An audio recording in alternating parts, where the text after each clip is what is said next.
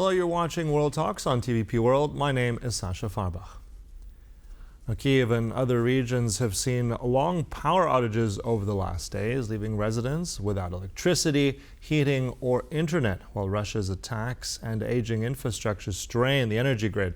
At the same time, anti-corruption investigators are probing Energoatom and other state energy companies amidst alleged corruption allegations. Now, joining us for analysis on all these topics is political analyst Milan Lelich of RBC-Ukraine. Good to have you back on TVP World. Hello, thanks for having me. Let's start, Milan. Give us your assessment at the moment. We've heard and been affected ourselves here with guests connecting with the power outages in Ukraine. What's the current situation now? Tell us about the blackouts. Is power back? What's the situation on the ground?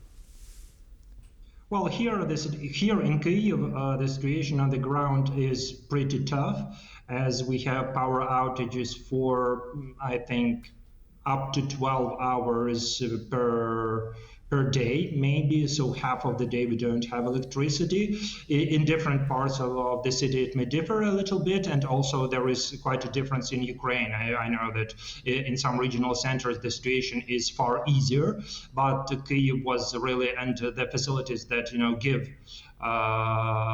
give electricity to Kyiv, they have been really heavily damaged. So as of now, the situation really is tough. Like, for example, just my own personal example, just yesterday during the daytime, since 8 a.m. to 8 p.m., I had electricity at my apartment only for 3 hours, so 3 hours out of 12.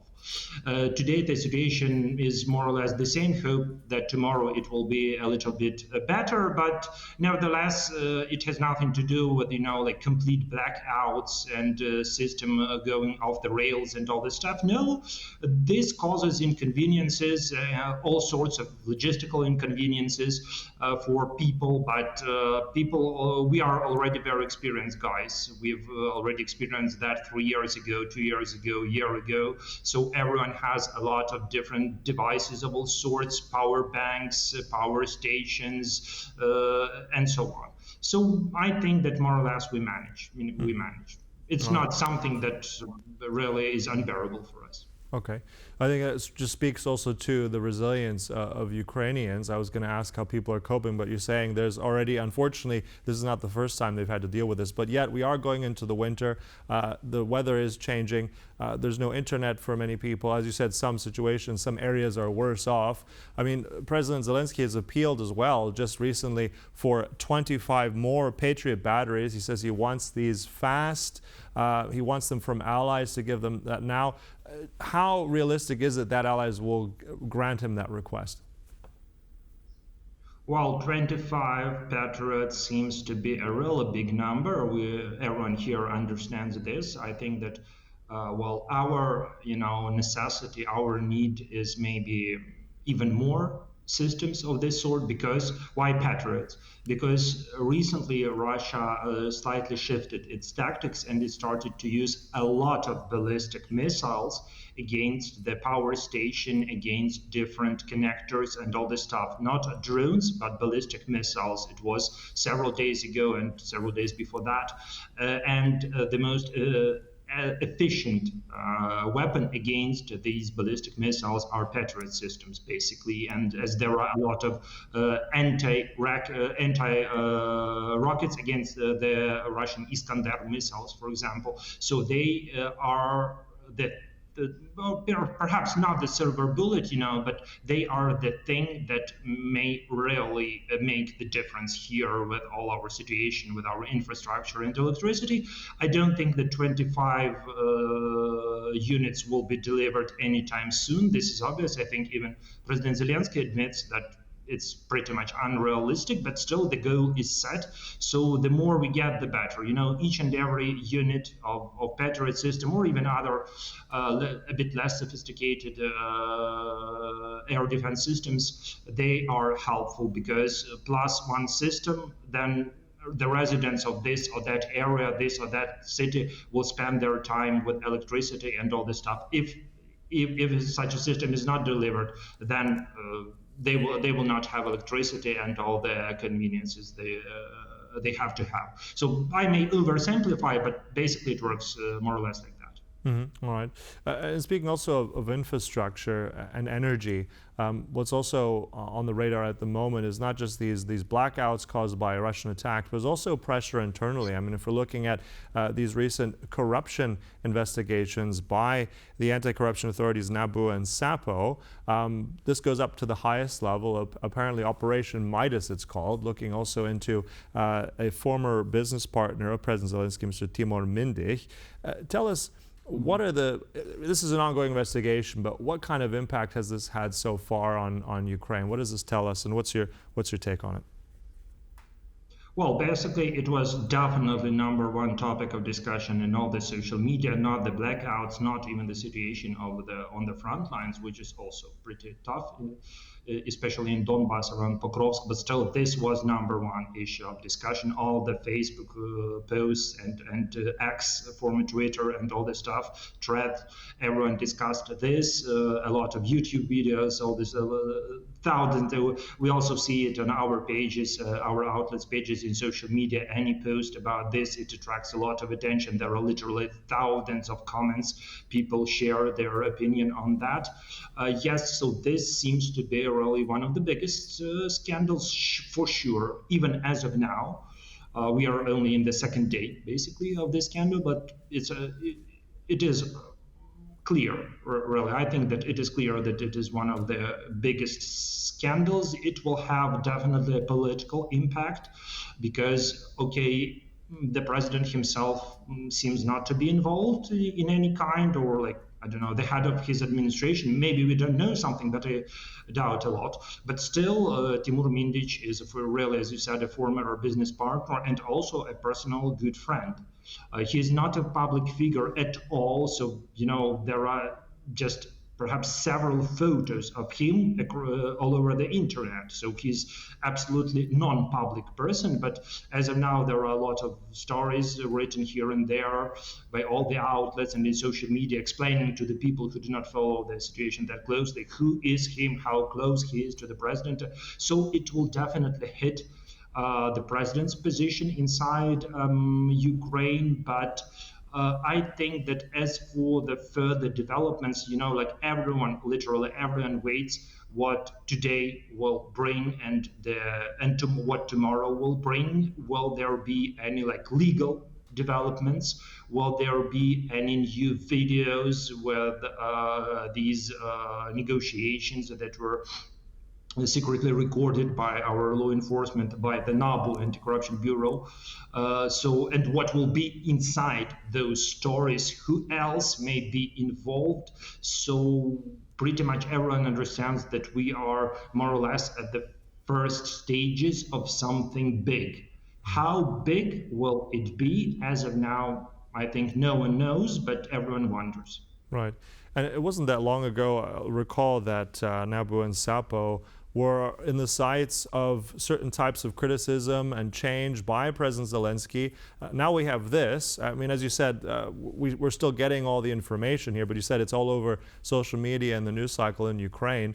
How much does this damage potentially, if he's implicated or not, but nevertheless, this is an ongoing story.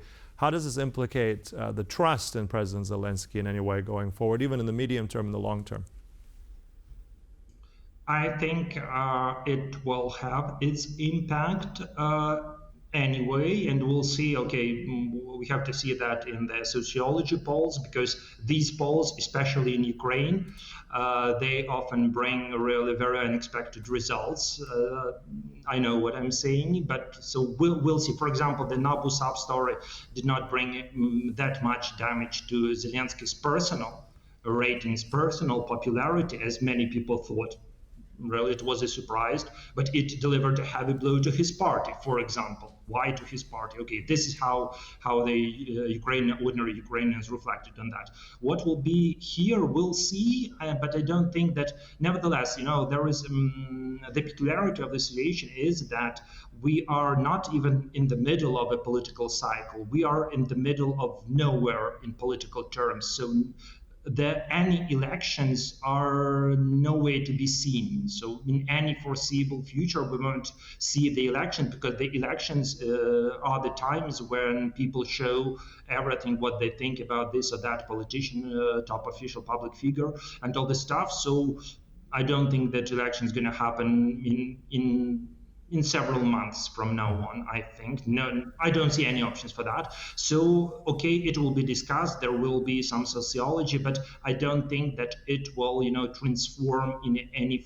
sort of political action. So I don't expect, for example, like any protest actions on the streets, unlike what we've seen in July, because that time there was a really concrete idea and concrete subject of the protest, the infamous draft law that limited the independence of these anti-corruption bodies, and people were against this law. So why to go to the streets now? Like, what will you protest against? Against corruption? This is something like quite abstract, Right. And also, I haven't seen any calls to go to the street. Like, as of now, I haven't seen any calls to go to the street. So it will be debated.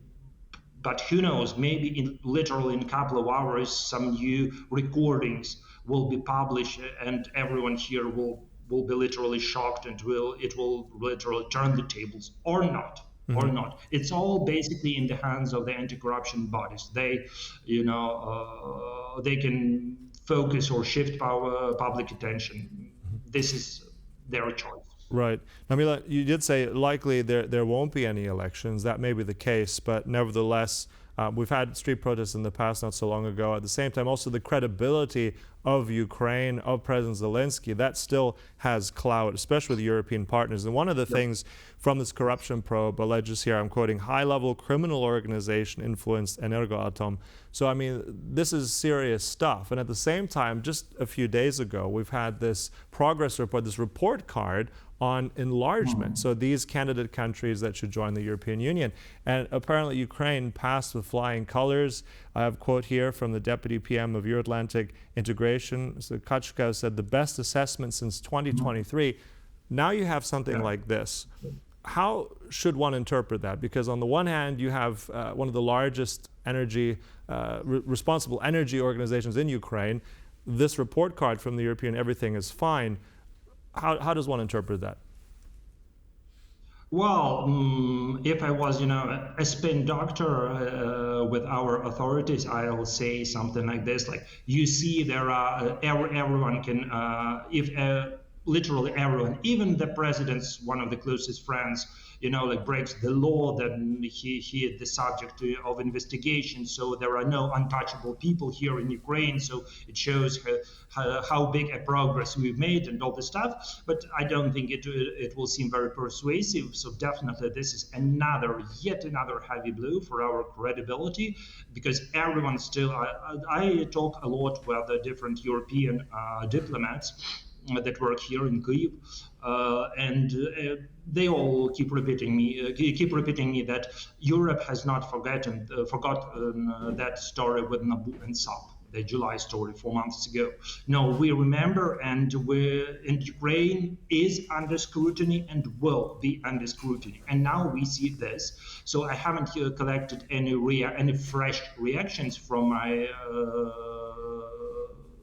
friends from the diplomatic circles yet, but I think that they will also follow both the case itself and secondly the reaction of top authorities to this, because as of now it seems that they don't want to be very much associated with what's going on. As of now, we've heard basically quite general phrases from the president, like, I support fighting corruption and everything, like, okay.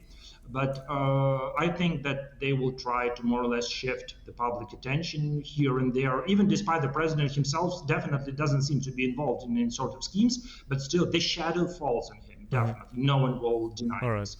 So I think that our European partners will look at it very attentively. Right, okay. So, I mean, as you said, this is just the beginning of this investigation, but of course, this is something that Europe and also Ukrainians will be very interested to see where it goes. Look, we'll close it there. As always, a pleasure speaking to you. That was our guest here this morning, Milan Lelich from RBC Ukraine. Thank you. Bye-bye. And thank you for watching. That concludes World Talks, but stay tuned, much more coming up right here on TVP World. Goodbye.